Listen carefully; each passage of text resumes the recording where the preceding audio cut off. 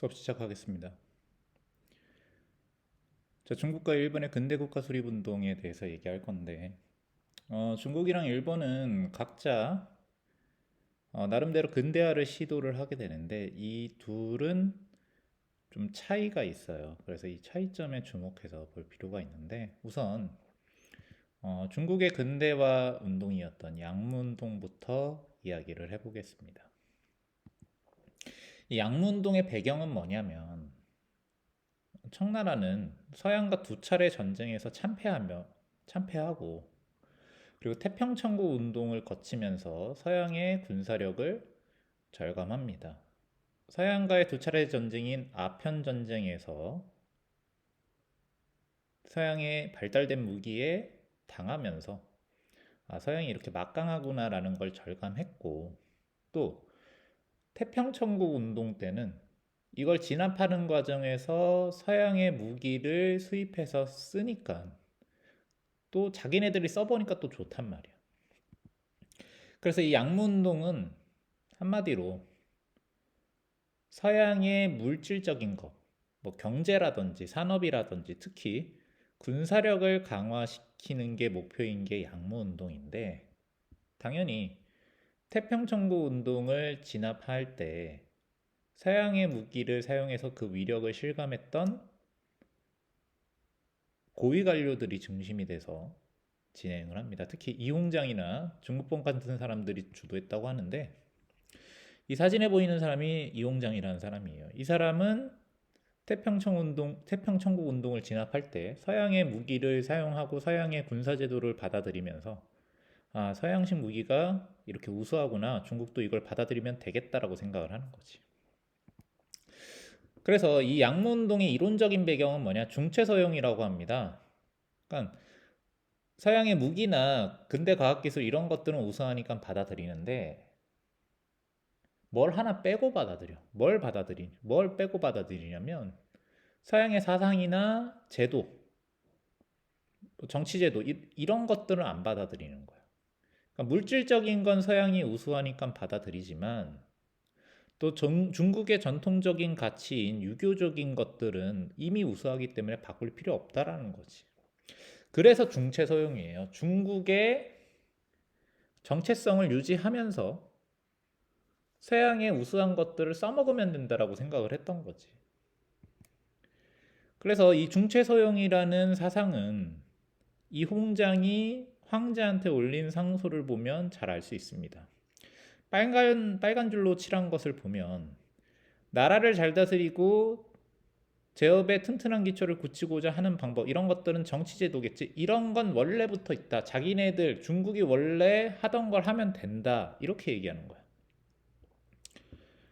그래서 중체소용의 목표는 서양의 모든 걸 받아들이는 게 아니고 서구의 강점을 취해서 중국의 장점으로 만드는 거지.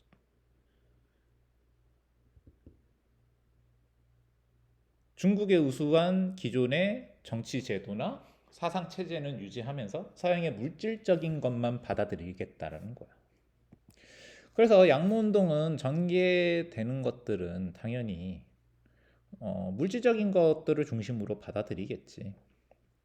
그래서 근대적 군수산업을 육성합니다. 여기 사진에 보이는 게 이 군수산업을 육성하는 공장을 짓는 거예요. 그러니까 공장이나 뭐 무기 같은 걸 열심히 만드는 거지. 뭐 서양식 무기나 선박을 제조하는 공장이 세워지고, 그래서 여러 지역에서 공장이 이렇게 세워지는 겁니다. 자, 무기만 만들진 않았어. 또 양문동은 근대적 강공업이나 면직업 산업을 육성합니다. 그리고 이 근대 기술을 받아들이기 위해서는 교육기관도 서양의 문물을 받아들일 수 있는 교육기관이 필요하겠지. 그래서 근대적 교육기관을 설립해서 유럽의 유학생도 파견하는 거야. 대신 유학생을 파견해서 뭘 배우라고 한 거냐면 서양의 정치제도나 이런 걸 배우라는 의도가 아니고 서양의 발달된 기술을 기술 배워오라고 보낸 거지, 뭐 군사제도나 산업기술을 배워오라고 이 유학생들을 파견한 거지, 자기네들 정치제도를 뜯어고치겠다고 보낸 건 아니라는 거지. 그래서 이 양문동은 중국에 어떤 의미가 있느냐, 중국 근대공업의 기초를 마련했다고 얘기합니다. 뭐 어찌 보면 당연하겠죠. 왜냐하면 이렇게 공장을 많이 만들었잖아. 그럼 당연히 중국 근대공업 이 공장들이 없어지는 건 아니니까 이후에 중국이 근대공업을 마련하는데 아주 중요한 기초가 되겠지. 대신에 양문동 한계가 있습니다. 어떤 한계가 있냐면 이 각 지방에 있는 지방 관료가 자기 개인적 차원에서 추진한 거지 국가 전체의 통일성 있는 정책이 아닙니다. 그래서 효율성이 떨어지는 거예요. 그래서 예를 들면 이렇게 각지에 공장이 세워져 있는데 지방관들이 자기가 임지를 옮기게 되면 자기 임지에서 만들었던 공장 같은 거 뜯어갈 수 있으면 뜯어가서 자기 또 다른 지역으로 옮겨가는 거지. 그러니까 이게 중앙정부에서 한꺼번에 추진한 게 아니라는 거야. 그럼 중앙정부에 있는 사람들은 뭐 했느냐? 자, 중앙의 반대파는 양문동도 못 받아들여서 저항을 합니다. 아니면 회방을 놨단 말이야. 그래서 이 체제 개혁이 제대로 이루어지지 않았고 또 서양의 무기나 전투 기술을 받아들이는 것도 결국 효율성이 떨어졌기 때문에 같은 동양 국가였던 청일 전쟁에서 청나라가 패배하면서 양문동 완벽히 실패합니다. 청일 전쟁에서 패배한 게 왜 충격이냐면 청나라가 서양 국가가 강력한 건 알았기 때문에 영국이나 프랑스한테 지는 건 별로 이제는 정신적으로 충격이 없는데 일본 같은 경우에는 같은 동양 국가고 국력에서 원래 상대도 안 되던 나라였고 또 근대적인 거 서구와 접촉을 해서 근대화를 시작한 것도 일본이 중국에 비하면 시기적으로도 늦었단 말이에요. 근데 그런 상대도 이기지 못했다라는 것은 양문동이 뭔가 잘못됐다라는 걸 청나라 사람들이 느끼기에 충분했다라는 거죠. 그래서 청일전쟁에서 청나라가 일본에게 패배하면서 양문동은 실패했다. 이렇게 얘기할 수 있습니다. 그래서 양문동을 정리하면 이렇게 이야기할 수 있겠죠. 배경 목표, 주도 세력, 주요 정책, 의 한계. 한번 뭐 일시정지를 하던 해서 살펴보시기 바랍니다. 그럼 청일전쟁 이후에 청나라는 어떻게 했느냐? 양문동 가지고는 안 된단 말이야. 그럼 양문동에 부족한 게 뭐였느냐? 정치제도나 이런 것들은 안 바꿨었단 말이지, 양문동에서. 그래서 양문동에서 부족했던 제도적인 개혁을 추진하는 개혁이 시작됩니다. 이것이 바로 변법자강운동이에요. 그래서 변법자강운동에서 추진한 것들을 보면 입헌군주제를 도입한다든지 국회를 하려고 시도한다든지 이런 제도적인 개혁을 추진한단 말이야. 이 개혁은 청나라 황제였던 광서제와 또 지식인이었던 양치차오, 항류회 이런 사람들이 추진을 했었대. 그래서 이 변법자강 운동 세력은 이런 문제의식을 갖고 있는 거야. 왜 청푸전쟁, 청일전쟁에서 패배했냐? 기계를 들여와도 소용이 없다. 왜? 제도를 안 바꾸면 기계를 들여와도 소용없다라는 게 양문동 실패에 대한 반성이고 변법자강 운동을 하는 이유였단 말이야. 하지만 이 변법자강 운동도 실패합니다. 왜냐하면 보수파가 이 변법자강 운동을 당연히 안 받아들여. 양문동도 제대로 못 받아들였는데 제도를 바꾸는 걸 어떻게 찬성을 하겠어. 그래서 보수파인 서태후 세력이 정변을 일으켜서 이 정변을 무술정변, 무술년에 일어났다고 해서 무술정변이라고 합니다. 1898년에 정변을 일으켜서 변법을 추진하던 황제를 가둬놓고 실권을 빼앗으면서 변법자강 운동은 실패하게 됩니다. 그래서 청나라의 근대화 추진 시도인 거예요. 양문동에서 변법자강 운동 이렇게 얘기할 수 있겠죠. 일본으로 넘어가 봅시다. 일본은 메이지 유신이라고 하는데 자, 메이지 유신 직전에 일본의 상황은 어땠냐면 에도 막부가 264년간 일본을 다스리고 있었어. 그래서 이 에도 막부 시기에 서구 세력이 일본에 나타나면서 서구 열강과 조약을 맺고 에도 막부가 일본의 문을 열게 됩니다. 1854년에 미일와친 조약, 1858년에 미일 수호 통상 조약 등 이런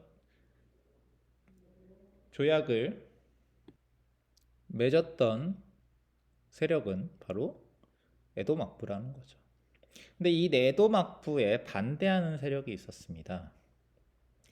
이 막부 세력은 원래부터 존재했었는데 이들은 또 에도 막부에 어떤 불만이 있었냐면 에도 막부가 서구 열강과 조약을 맺었는데 그 조약이 당연히 불평등한 조약이었기 때문에 이 막부 반대 세력은 막부가 굴욕적 개항을 했다고 해서 막부를 반대하는 존왕양이 운동을 일으킵니다. 존왕양이 운동은 책에 적혀 있듯이 존왕이라는 말은 막부를 타도하고 천황 중심의 정치 체제를 만들자는 뜻이고 양이는 서양 세력을 몰아내자는 거야. 그러니까 에도 막부의 문제가 뭐냐면 천황이 존재하는데 천황을 뒷전에 몰아놓고 자기네들이 실권을 행사하고 있다라는 거고, 또 하나의 문제는 서양 세력을 몰아내야 되는데 이들과 굴욕적인 조약을 맺었다는 게 막부 반대 세력의 막부 반대 논리라는 거야. 그래서 당시에 이 존왕양이 운동을 가장 강력하게 추진했던 막부 반대 세력은 대표적으로 어떤 세력이 있냐면 에도와 멀리 떨어져 있는 조슈번과 사스마번의 이 무사들이 존왕양이 운동을 주도했던 세력들이란 말이에요. 그래서 이들은 막부와 충돌하기 전에 서구 열강에 대해서도 부정적인 생각을 가지고 있었기 때문에 서구 세력과 충돌하게 됩니다. 특히 영국과 충돌을 하게 되는데 뭐 사스마 영국 전쟁이라든지 시모노세키 전쟁, 시모노세키는 조슈번에 속한 도시입니다. 그러니까 조슈번과 사스마번이 영국과 전쟁을 벌였단 말이야. 1863년과 64년에. 조슈와 사스마의 위치는 여기지. 근데 결과는 당연히 졌겠지.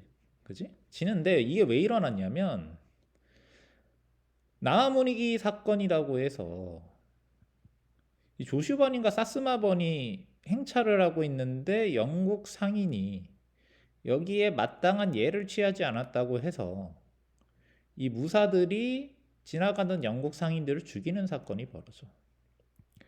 그래서 영국이 자기네 나라 사람을 죽였다고 해서 사스마번과 조슈번을 쳤고, 이 전쟁에서 조슈번과 사스마번이 당연히 졌지.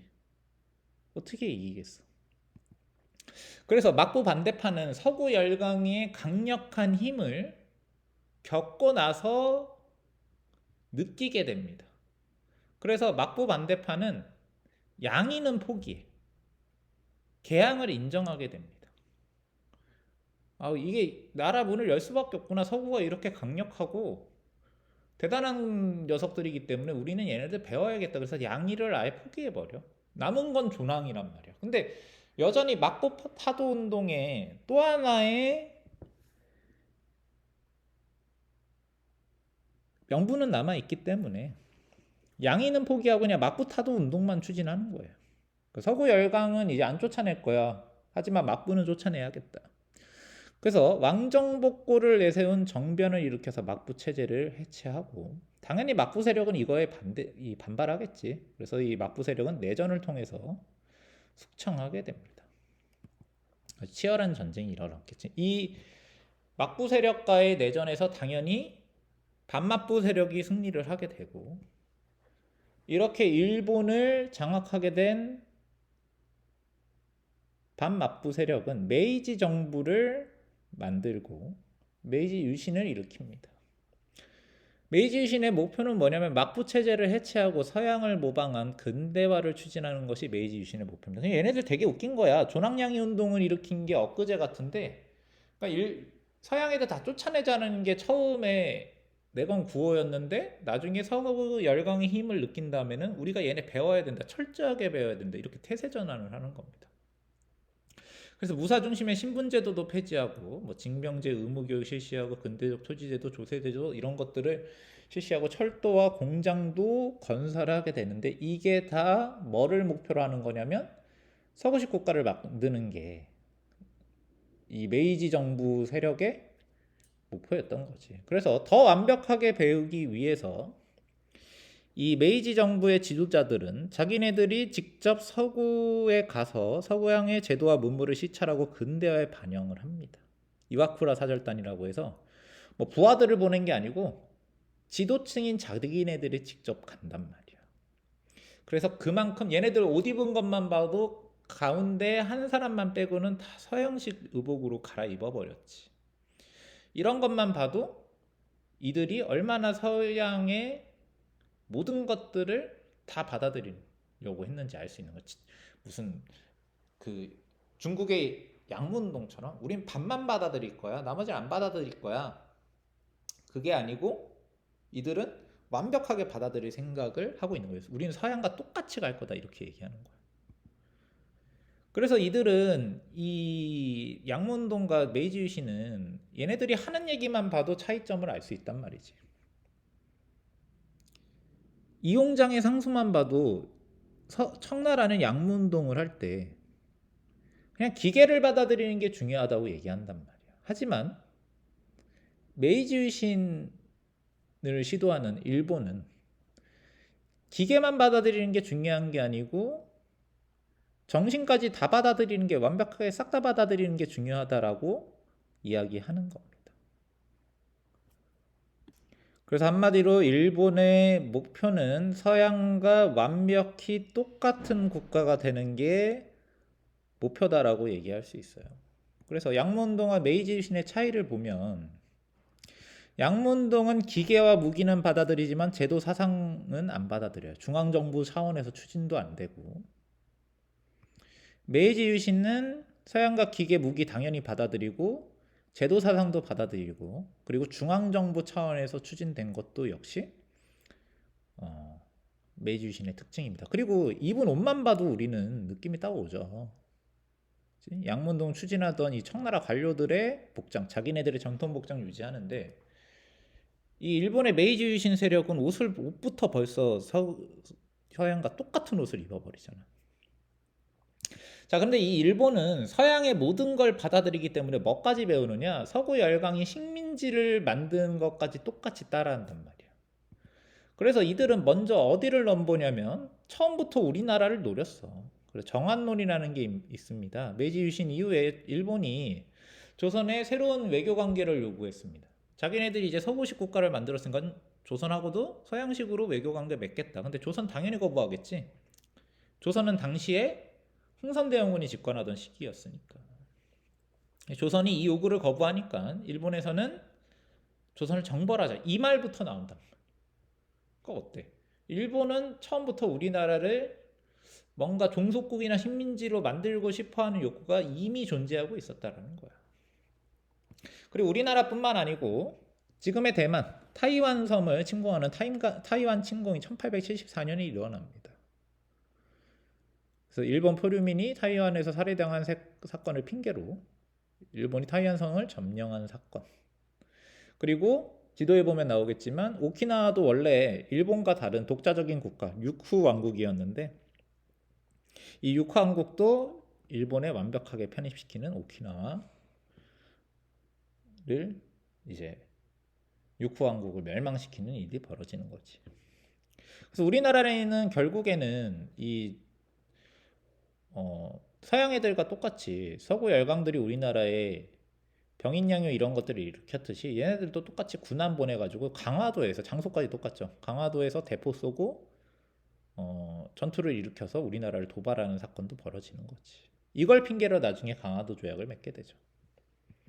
육후왕국도 합병을 하게 되고, 이렇게 대외 침략을 일본이 추진하게 되는데 이 대외 침략에 대한 일본 내의 여론은 어떠했느냐? 당연히 일본 내에서는 전폭적인 지지를 받습니다. 왜냐하면 이 일본의 국민이나 정치 세력들은 모두 서구 열강과 똑같은 국가를 만드는 게 목표인데 우리도 서구 열강에 못지않게 식민지를 만들 수 있는 강성한 나라다. 이런 것들이 이 타이완 사건, 육후왕국을 멸망시킨다든지 우리나라의 운요 사건을 일으킨다든지 이런 것들이 모두 서구 열강들이 식민지를 만드는 것과 비슷한 일들이 자꾸 벌어지기 때문에 이들은 우리도 서구처럼 하는구나 이렇게 생각을 해서 열강을 하게 되는 거죠.